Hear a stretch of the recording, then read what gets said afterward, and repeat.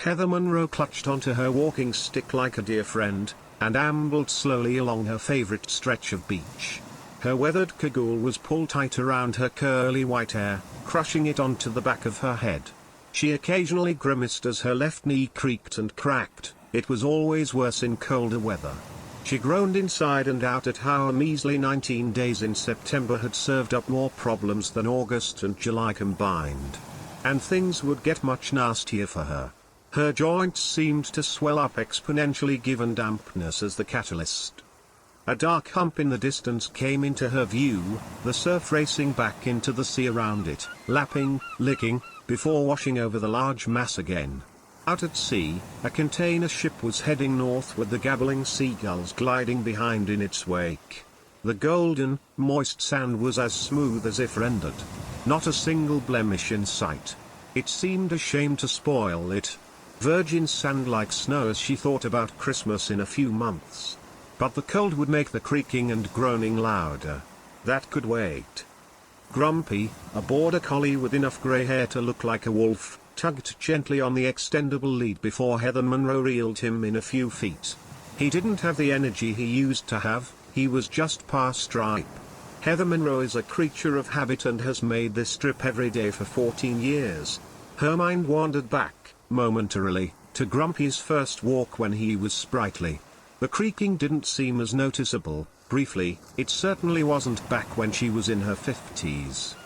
A carpeted pedestal of luscious grass was to her right, like a giant plinth.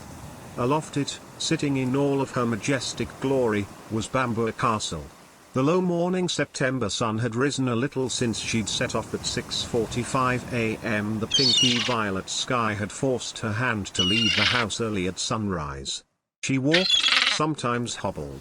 Grumpy sniffed and walked and sniffed and stopped and walked.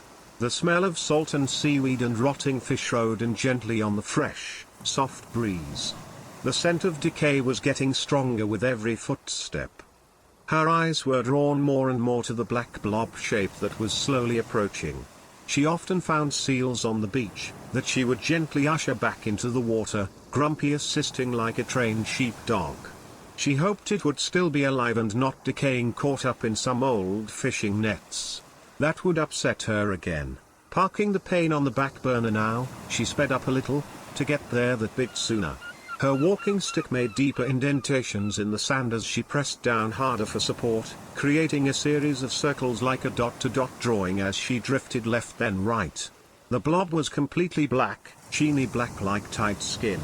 The wetness glistened in the low sun. At just after 8 a.m., Heather Monroe smacked both hands across her mouth in a hurry. The bells from St. Aidan's Church were ringing in the distance. Alarm bells rang in her head like a fire alarm, but there was no smoke to shield her from the view. Her eyes jumped open as big as ping-pong balls, her weight on her heels. She screamed inside, clutching onto her mouth tightly. No sound came out, but it was loud to her. She had warned the world about her finding, reaching everyone at once. The sheeny black skin was clothing, trousers and a shirt hugging a human body like the skin of a killer whale.